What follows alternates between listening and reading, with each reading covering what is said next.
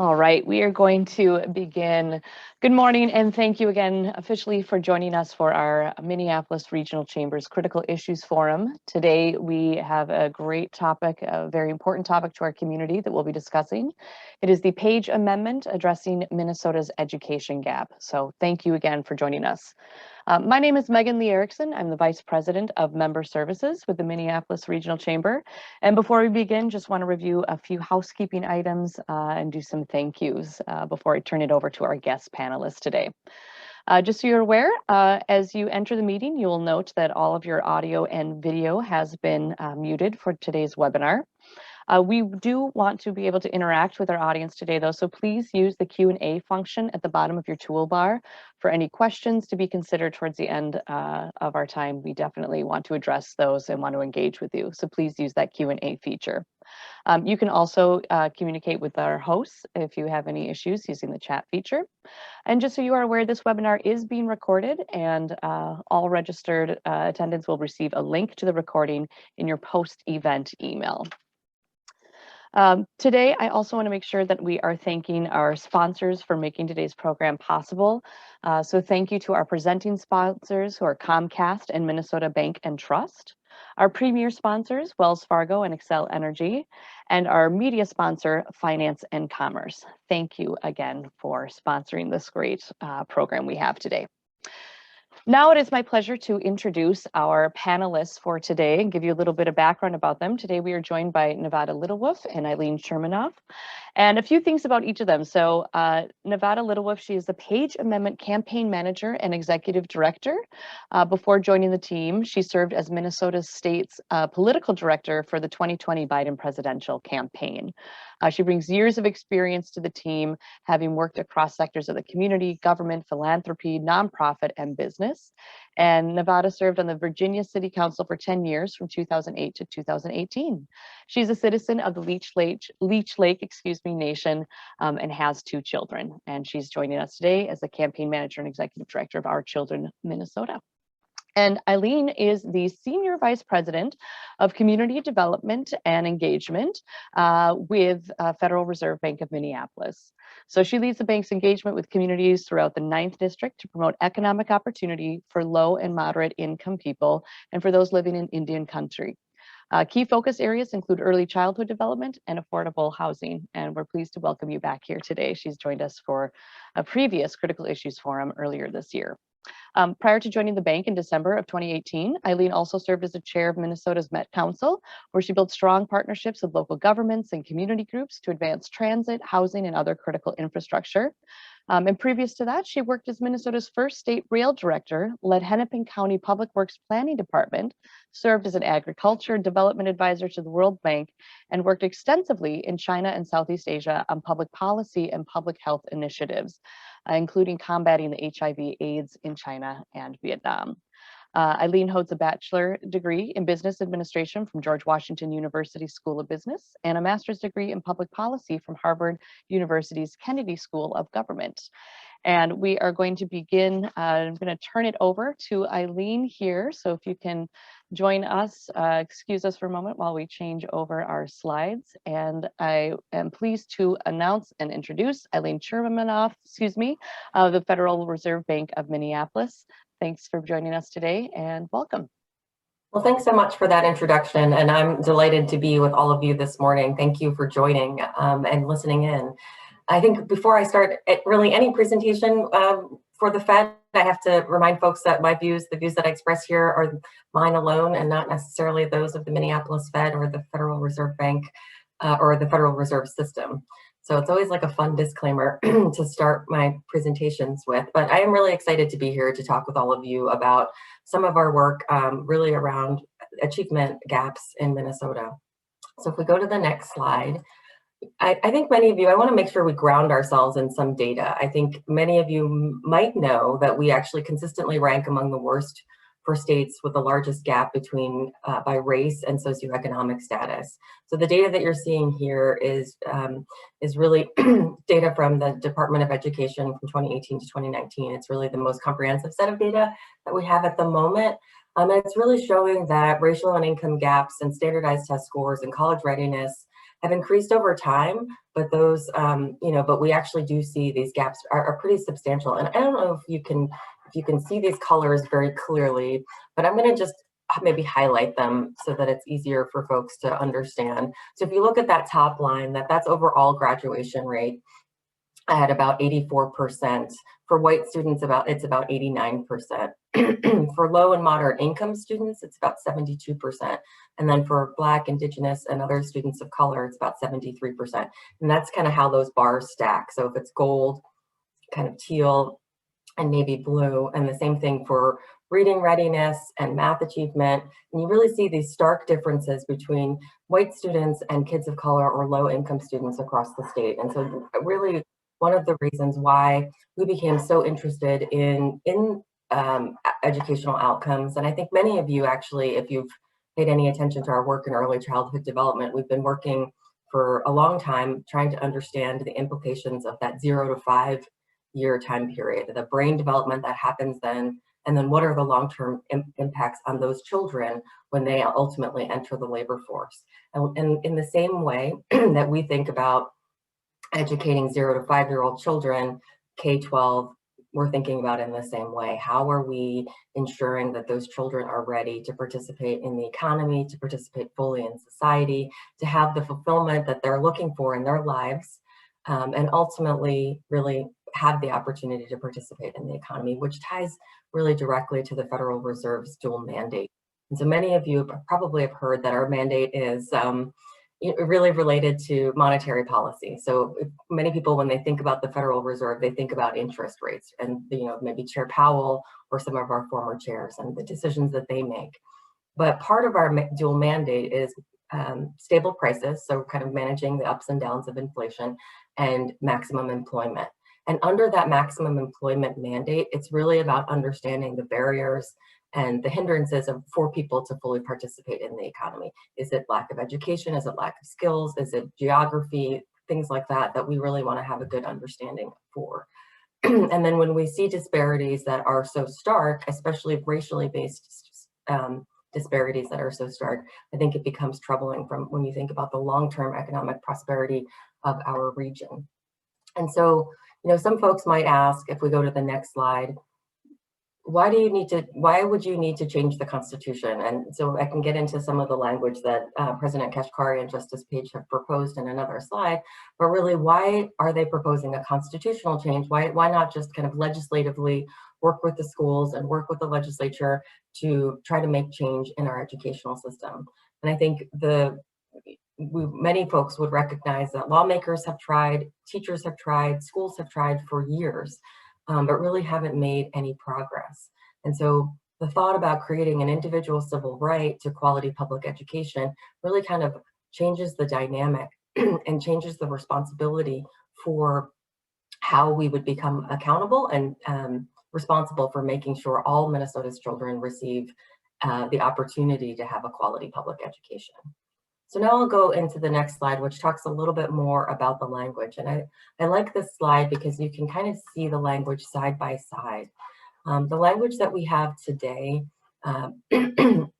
was written in 1857, and that was when slavery was still legal in many states, in many parts of the United States. It was also when women couldn't vote. It was, written at a different time. And one of the arguments that I hear Neil and Justice making regularly is that you can kind of see the intent of who we were trying to educate in our constitutional language in the outcomes that we're seeing for children now. And so the new language starts with an equal right to quality public education, and that all children would have a fundamental right. And that really is the language that establishes education as a civil right for all children in Minnesota. And that means Black kids, brown kids, Indigenous kids, kids with disabilities, white children, poor children, wealthy children, rural, urban, all children, really not just some kids, but really all kids. And then to provide a quality public education. And that's really meant to say that our current constitutional language guarantees children access to an adequate education system. It's an adequate education system, really focusing on the inputs and not on the output. And we've seen what the impact of an adequate education system. I just showed you some data on what an adequate education system is producing for our children in Minnesota. And that language shifts the focus from a system of education to quality public education for all children. So really starting out immediately in the language with a civil right and then shifting from a system to focusing on more on the children. And then the next component that goes into that fully prepares them with the skills necessary for participation in the economy and our democracy and society. That's really about establishing the right, and the people, I think, ultimately will define the right of like what quality means. And we're looking forward to participating in a broader discussion around how do we get to understanding what quality means. But at the same time, we say quality means education that fully prepares somebody with the skills necessary to participate in the economy, to participate in our democracy and our society, and really thinking about not only what our future business needs, but also the self-fulfillment for our children. And then we wanted to make sure measured against a uniform achievement standards is really about making sure that there's a standard for which quality is judged in some way. And this is not about testing. I think some people read this and they think, oh, you want to impose testing requirements, and standardized tests have, there's a whole host of challenges that people have with standardized testing. It's really meant to be that we want to set a high expectation for Minnesota's children. We don't want to have different standards where some kids are measured against this standard and some kids are measured against this standard just so everyone succeeds. We want to make sure that it's not, that we're treated in the same way, that our children are treated in the same way. And then this last component, that it's a paramount duty of the state to ensure quality public schools that fulfill this fundamental right. This is really about a paramount duty of the state. It's not the paramount duty of the state, but there is no other paramount duty defined within our Constitution. So it would become one of the most important requirements. And I think we wanted to make sure that it wasn't the paramount duty in case there was some emergency or some disaster where the state needed to really take their responsibilities, take their duties and respond to that. But really elevating public education as an important value for our state. And it's interesting when we talk to Minnesotans across the state, I hear Minnesotans saying that education, quality public education, is a core value. They feel it, they believe it. And I think some people are actually surprised to see the outcomes that we had, because I think even when I moved here just about 9 years ago, really felt like Minnesota was known for having really good public schools. But if you dig a little bit deeper, it's the schools that are performing really well for some people, but not really for everyone. The only other change in language that I want to highlight here that I missed a second ago was set forth by the state.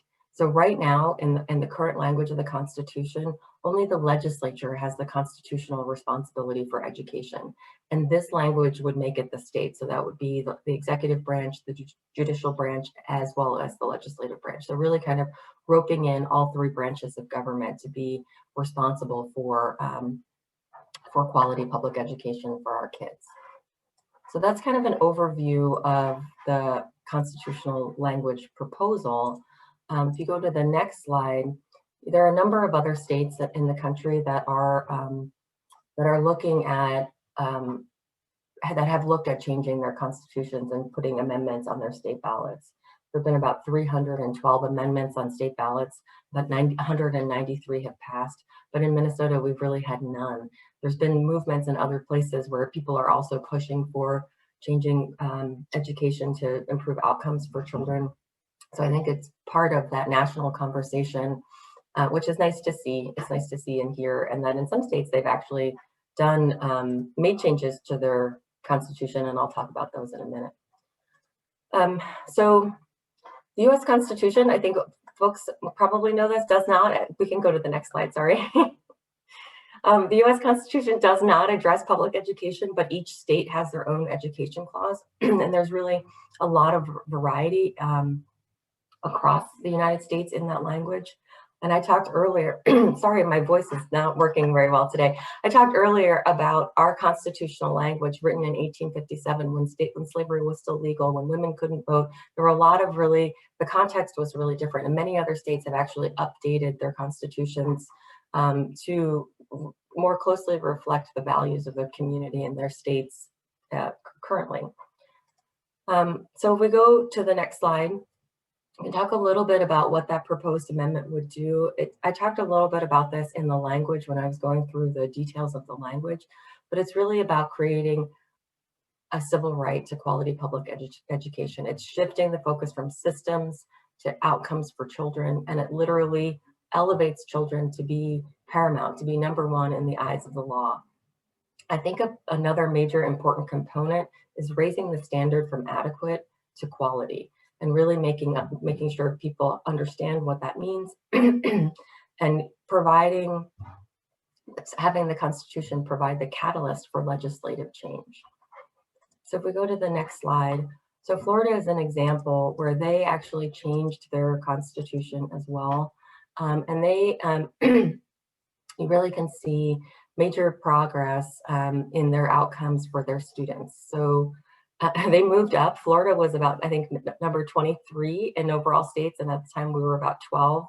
And they really improved their progress after amending their constitution and implementing a whole host of policy changes that went along with their constitutional changes.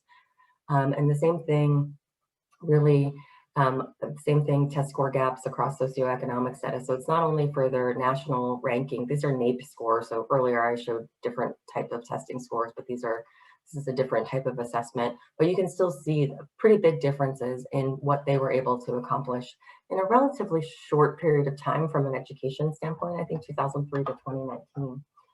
So I'm just going to close with this final slide and just ask people to think about the role that civil rights have had on transforming our society over time. If we think about the Bill of Rights, the 13th Amendment, the 15th Amendment, giving men of color the right to vote, the 19th Amendment, giving women the right to vote, and the transformational power of Brown versus Board of Education, and the Civil Rights Act of 1964. I think when I think about something like Brown, and I hear Justice Page talking about Brown v. Board, and really understanding what life for him was like before then, and for all of us, not necessarily understanding the full transformational impact of some of these rights, but they're rights that can't be taken away from us. They can't be legislated away from us. And so it's been interesting to be part of something where we're talking so fundamentally about how do we try to improve outcomes for our children by providing them a civil right to quality public education. And so with that, I'm going to turn it over to my colleague Nevada Littlewolf to talk a little bit more about the work that she's doing around the Page Amendment.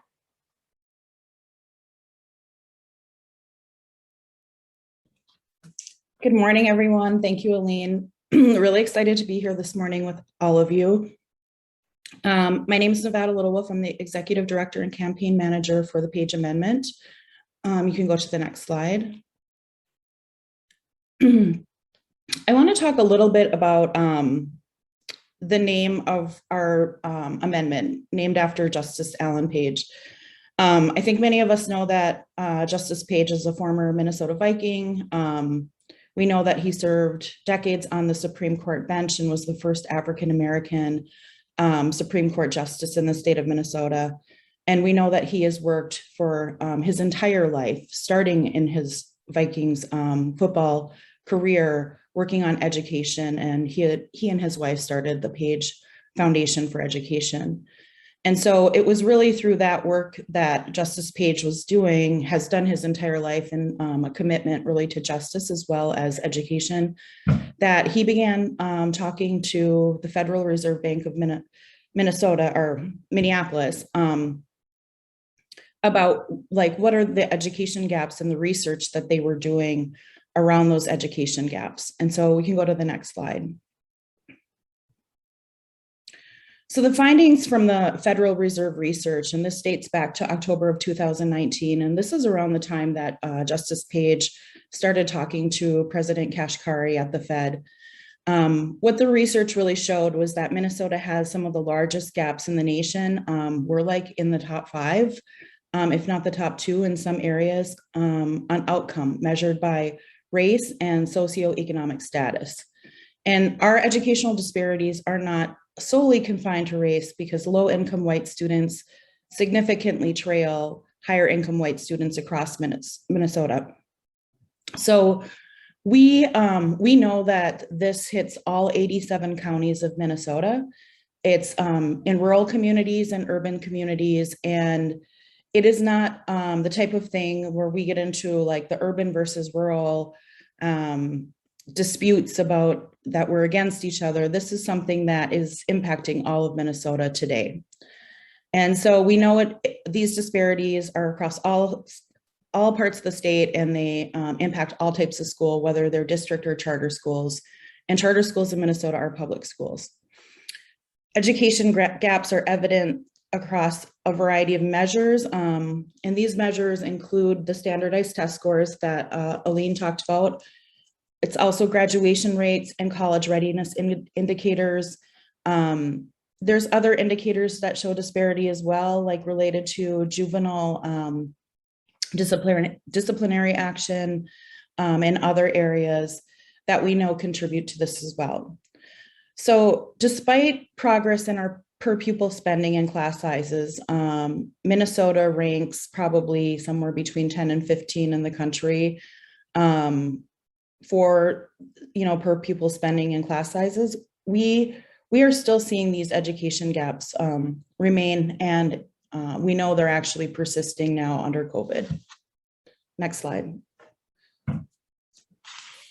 I'm not going to spend too much time on this slide because I think Aline did a fantastic job just going through the current education clause versus the proposed amendment. I mean, what I will say though is that our current clause really, the main difference is that it focuses on a system of education, and it has really set the level at adequate. So what the legislature is charged to do is make sure that there's an adequate system of public schools in our state. And as long as they're doing that, they're meeting the standard and everything's fine. And this is why we really propose that the framework is fundamentally wrong, because we are not pushing ourselves hard enough or high enough in our education clause in the Constitution. The Page Amendment really talks about centering around quality education, making it a fundamental right and a paramount duty. It also really defines what quality education should be, which is skills preparing students for participation in the economy, democracy, and society. And then it also sets that standard that Aline talked about. And this is really thinking again about holistic child-centered, and really thinking more around, not just MCA testing, but what are other areas that we should be thinking about as we're looking at measuring students' achievement standards. So next slide.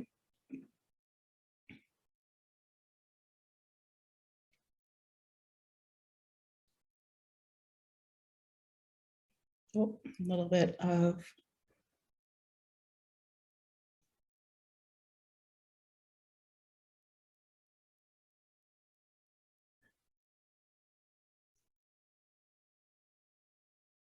So what I really want to talk about next is just like our partners. Like I already talked about the Federal Reserve Bank of Minneapolis as being a really key relationship that we have, because they do bring forth research.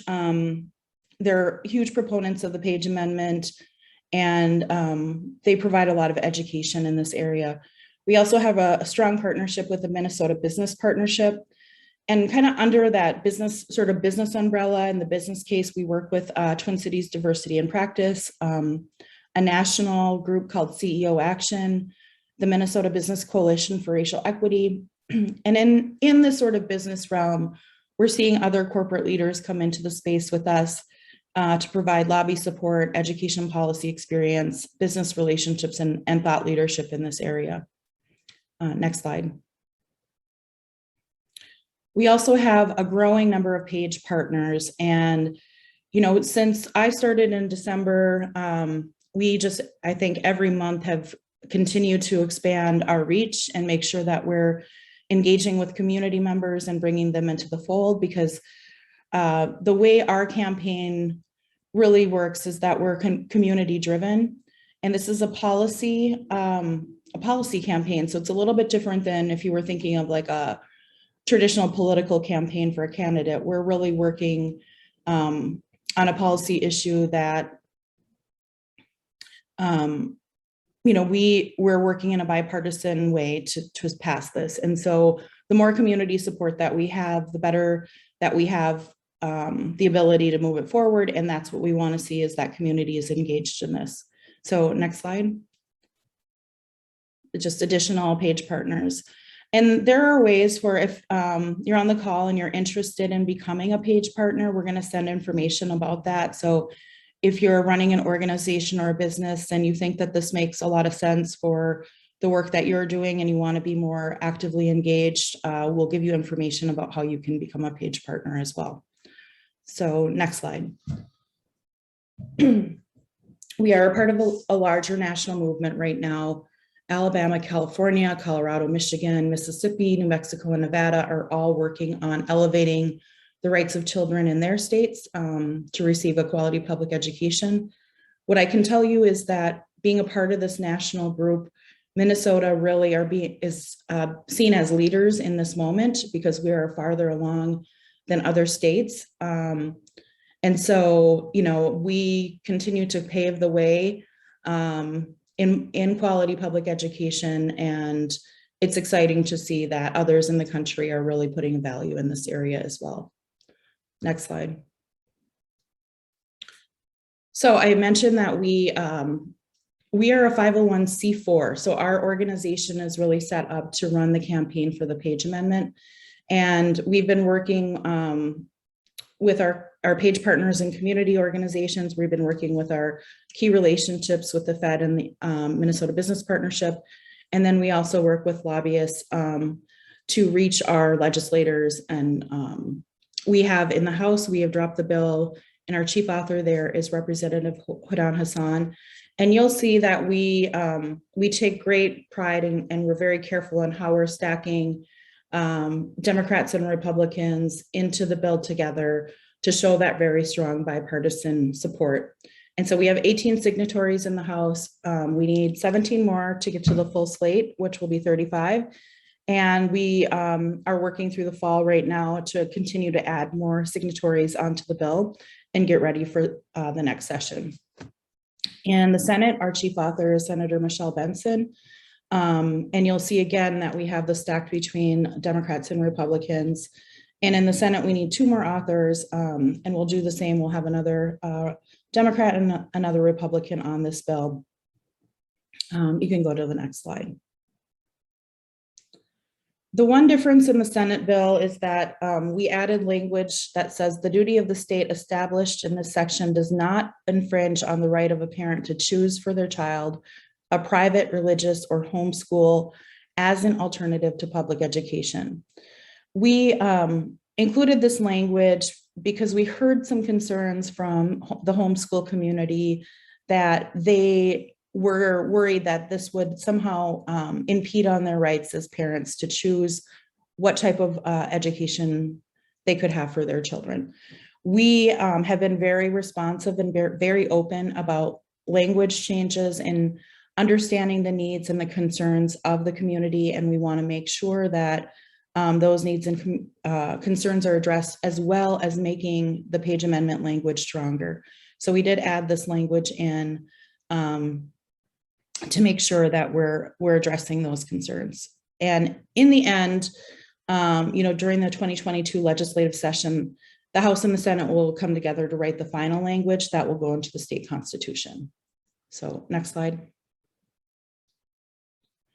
So our legislative priorities in the next year is really to get through committees, add additional bipartisan signatories, pass it on the floor, and then have it on the ballot in November of 2022.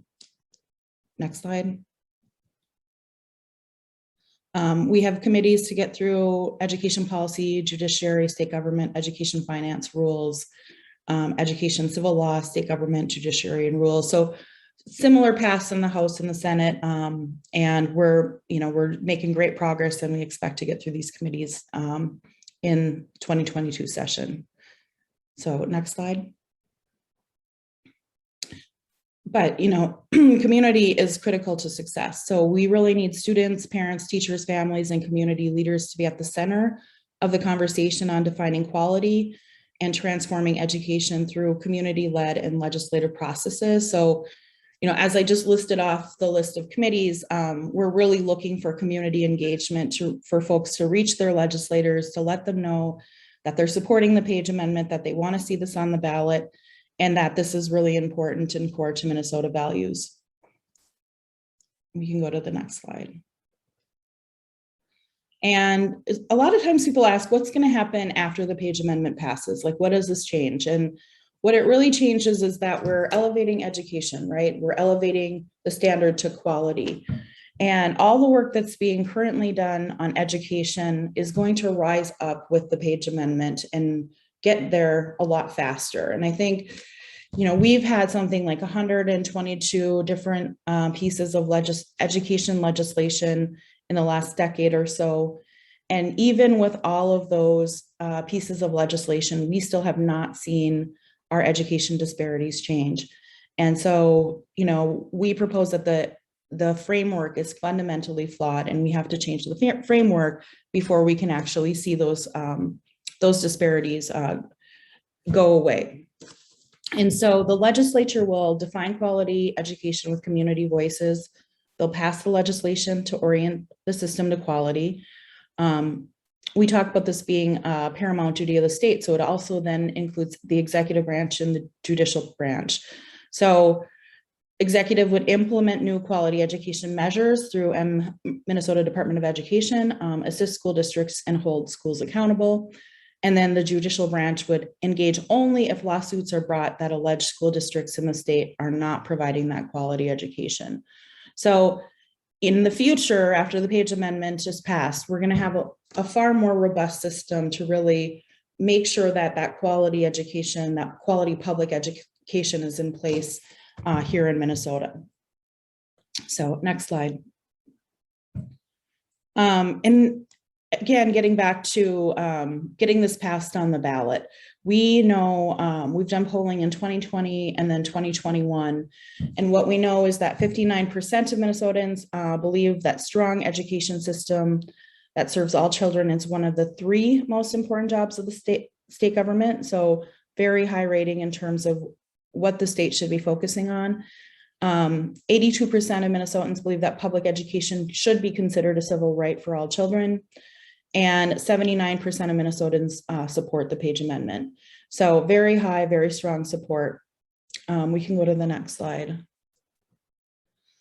This is information about how to engage with us, but I know that Megan and Anna are also going to send this information out. I really want to kind of, talk about like the human side of this, since I just have a couple of minutes.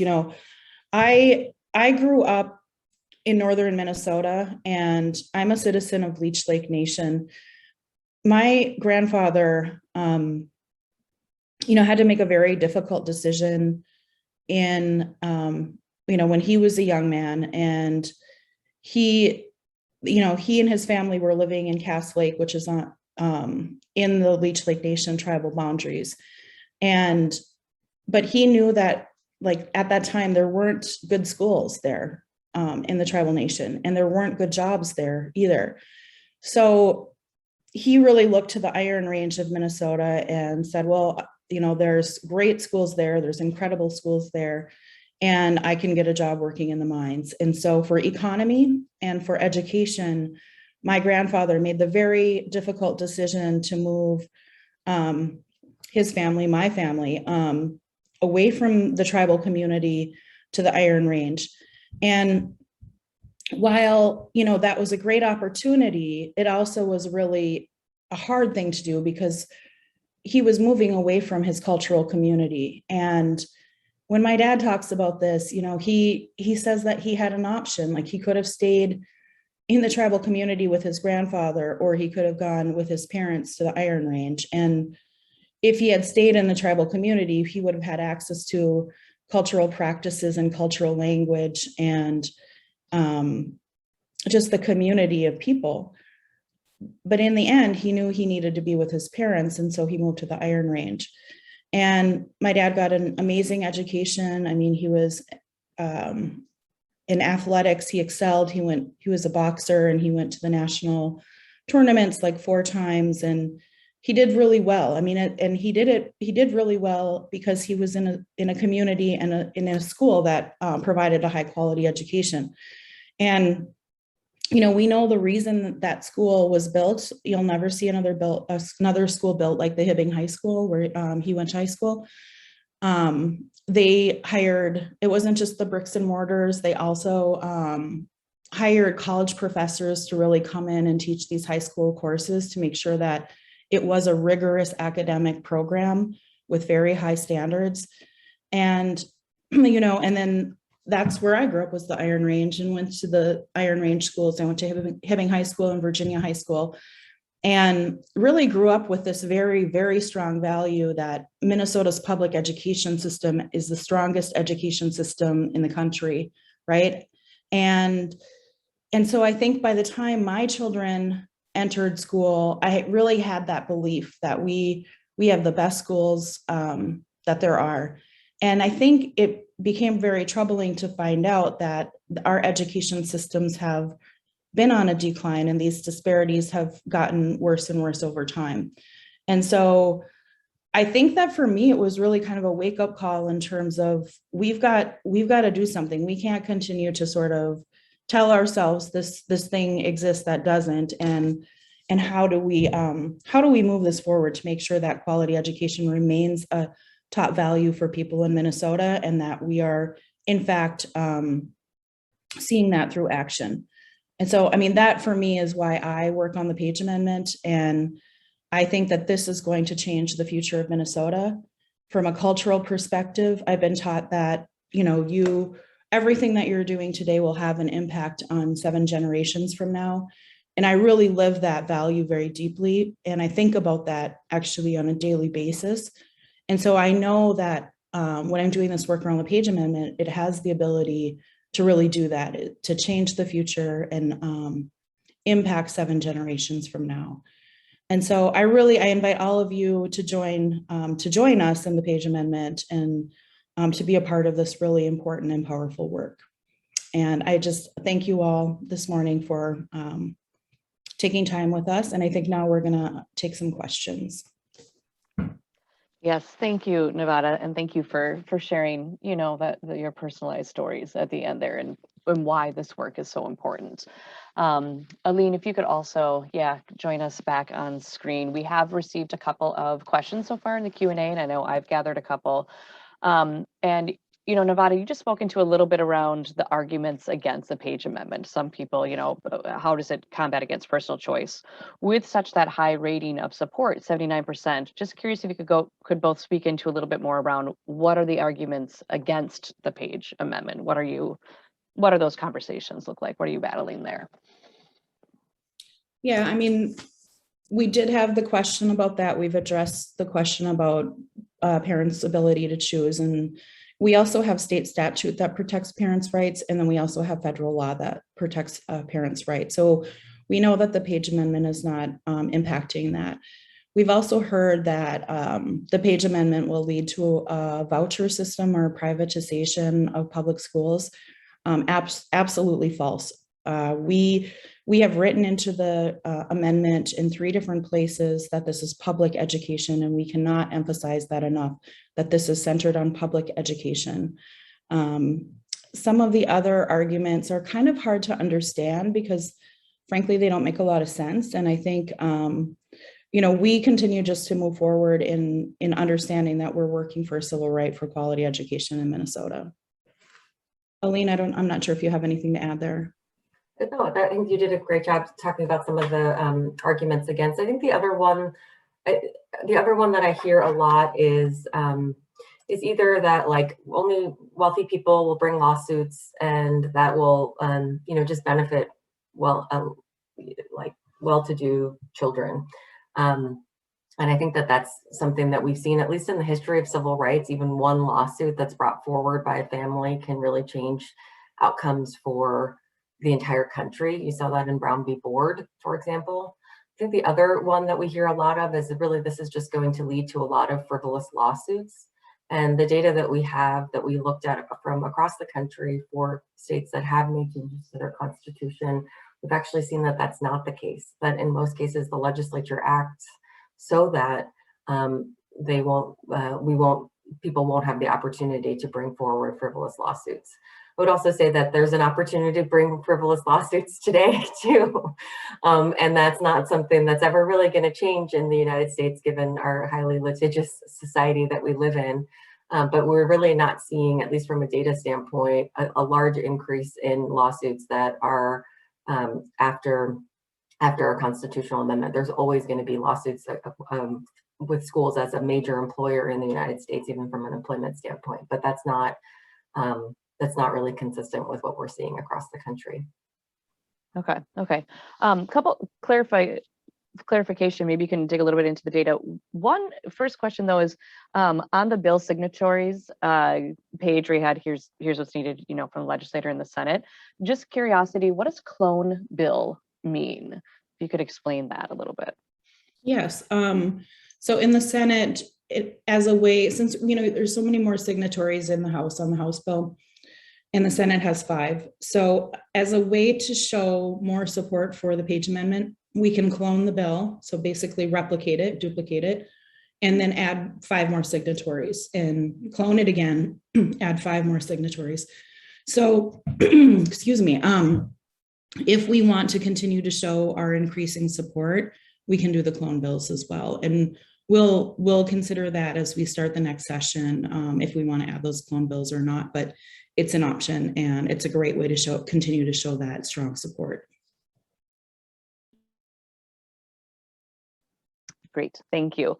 Any insight, another question from Irene here, any insight into why, and I don't know if this is national trend as well, but why the data shows that there's a greater gap or lower gap, I guess, in math versus other subjects? I'm just curious if that's ever a question that you guys have received or addressed. Any insights into as to why that particular subject matter is lower or greater gap?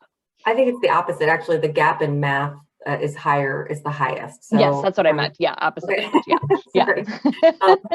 And then, so for graduation rates, I think it's kind of interesting. And that's something that we actually tend to not focus a lot on, graduation rates, because my mom is a lifelong educator and lives in the state of New Jersey, and has talked about, sometimes kids just kind of get moved along. They get moved through, even if they're not necessarily meeting their marks. And so we prefer to focus on sort of readiness and proficiency in each grade level. And so you see that kind of between reading and math, the gap is somewhat similar. It's like 23% or 25%. So it's actually not that big of a gap. We do see it kind of in general, reading scores for white children to be higher at about 60% proficiency, and math about 52% proficiency. So there isn't really, it looked maybe a little bit more startling, Sure. just because I think math was generally lower for everyone. Mm-hmm. Across for all types of students, which I think is kind of interesting. Yeah, no, that makes sense. Thank you. So, you talked about joining Nevada, taking the pledge, the Page Pledge. Is there anything else specifically that the business community, here we are, Minneapolis Regional Chamber of Commerce, right? We have broad members of business communities. How can they further support this? What would that look like? Megan, that's just a really great question. I mean, we're working right now with some of, the corporate entities in Minnesota and businesses around employee engagement opportunities. So really getting into doing some education with employees. Like if you have a business that has a number of employees, we'd love to be able to speak with them, talk to them about the Page Amendment and help them understand what this means from a business perspective. I think Aline spoke with this really well, that, right now we have something like 30% of children are children of color. And if you add in, economically disadvantaged children to that number, it's even higher. And so you think about the future of Minnesota with those high percentages and not meeting basic standards, that doesn't look well for the future workforce of Minnesota.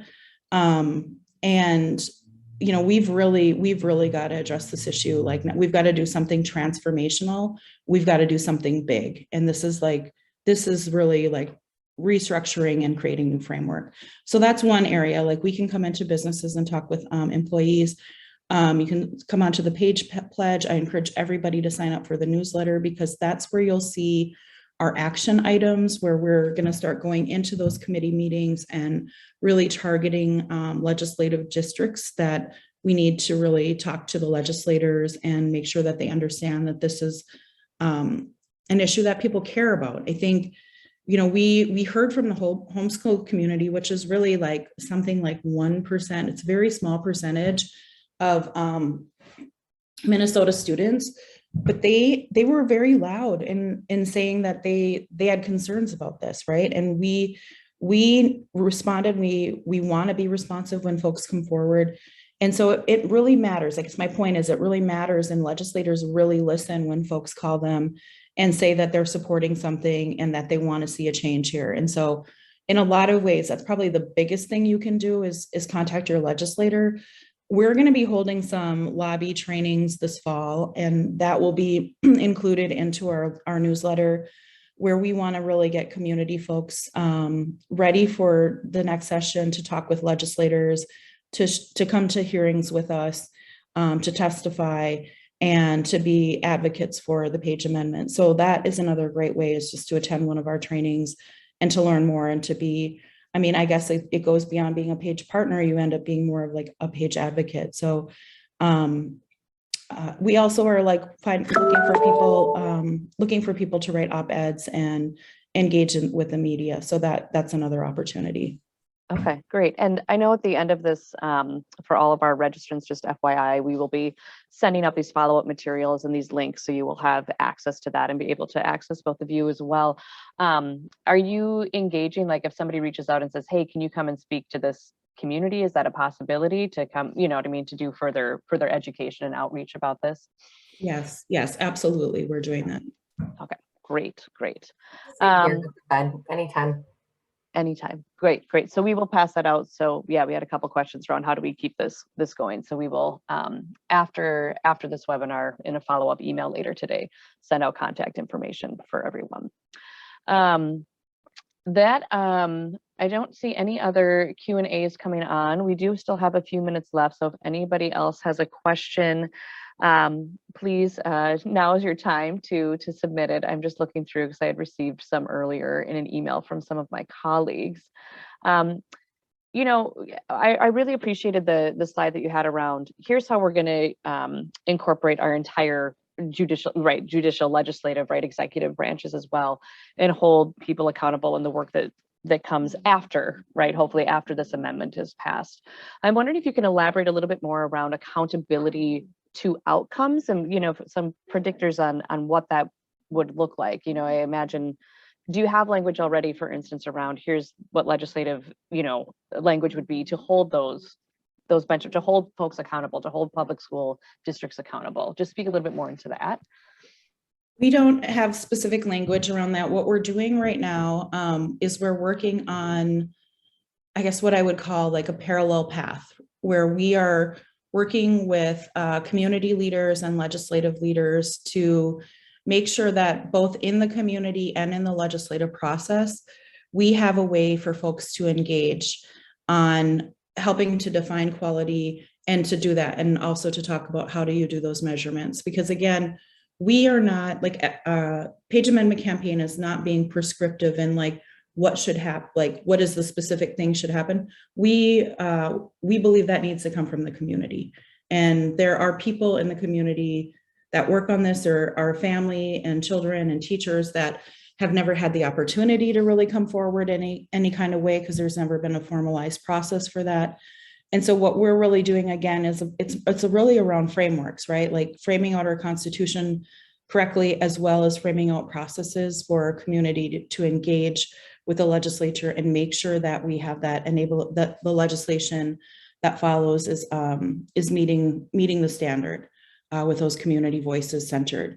And I mean, I want to say this, I mean, folks who know me, the work that I've done my entire life around working with community know that I have the highest value in making sure that those who are most disproportionately impacted by the disparities are the ones who should be centered in the conversation. they're the ones who we should be listening to the most. And so that's really what we're working on, as well as that parallel path for that. Mm-hmm. Do you have then, I imagine you have teams traveling throughout the state as well to try, you know what I mean? I mean, it's maybe challenging the time of COVID here, but to make sure that you're engaging, in all of our communities across Minnesota. Do you have school districts or schools that are also like, hey, we're on board, showing that public support? I'm just curious around what that relationship looks like. Yeah, I mean, I've been hitting the road. I was in Red Wing this week. We'll be in Duluth later this month. I was in Prior Lake. So we're really getting out around the state in terms of making sure that we're reaching folks. We're going to be doing a companion events with the Federal Reserve Bank and the Minnesota Department of Humanities, or Minnesota Humanities Center rather, where we have a series of rural conversations around education. And then the campaign will do like a companion event in community, like a meet and greet and food, it's crazy to me because I think you mentioned that I worked on Biden last year and our campaign was completely virtual. We had very little in-person events. So I think that we're excited to get into community, do it safely, talk to folks in community, and really, for me personally, this is so exciting because it's a bipartisan, high values, and we're like really moving past polarization into just talking with people about something that we deeply care about. So yes, to that question. And the second part of your question was just around like, are there school districts that are, you have like superintendents or whatever on board? I'm just curious around their participation or showing support from. I'm going to let Aline speak to that because I know the Fed has been doing a lot of work with superintendents, and I know there's a school board meeting coming up that she has more information about. Okay. So, and we try to work really closely with some of the key education partners like boards of education, individual members, as well as superintendents. And we've had some pretty good reception from around the state. We don't, because of our role at the Fed, we don't ask for people to sign up for anything to support. So we really are about educating and making sure that people understand the implications for Minnesota's economy, for the U.S. economy, ultimately, when we fail to fully educate our children. But yes, we've tried to work really closely with people who are on the ground, really on the front lines, working with our children across the state. And I think one of the things that comes forward, hopefully came forward in our presentation, that this isn't, an anti-teacher movement or an anti-school board movement. It's really about recognizing that kind of collectively the political system really hasn't stepped up to support our children in the way that it should, and that this will really fundamentally change the dynamic. So I think it's something that, those are really important and good conversations to have across the state, because the people who are working with our kids, like my kids on a day-to-day basis, really have tremendous insight into what's going on in schools. Yeah, absolutely. And, here at the Chamber, our work and so much work with our partners is around that talent and workforce development and how are we engaging, providing opportunities, for our growing generations here. And I love Nevada, just you saying, that cultural impact, 7 generations, like we have to be thinking about what's the legacy, how do we want to see the future of our region, and support our greater community through all these different avenues. So I think at this time, it's almost 9 o'clock. So if I don't see any other question come in, we will begin to wrap this up. Again, we will be sending out a recording of this to everyone. So for those of you who registered, we will get links, we will get information out to you so you can help support and pass this information along. I want to thank, obviously, both of you, Nevada and Eileen, again, for joining us today. Really appreciate the work that you're doing and just having this great informative presentation today. So thank you for that. Want to let folks know that we have a number of events coming up here in the Minneapolis Regional Chamber in the next month and a half, especially pre-election season, around public policy and advocacy. So if you want to continue in these kinds of conversations, we'd love to have your participation. Coming up next Friday, we have an Issues and Insights legislative breakfast, digging into Hennepin County's population growth coming out of the recent census data. So would love to have you for that. That one is in person. And then there is is a virtual mayoral forum for the city of Minneapolis that is in partnership with A New 612, League of Women Voters, coming up on Monday, September 13th in the evening. And that one will be webinar, so a broadcast, excuse me, a virtual broadcast. So you can check out our events page, which we will also link in our follow-up email to look at those events and a number of other events that we have coming forward in anticipation of some October elections and big decisions around ranked choice voting and what's happening in our greater community.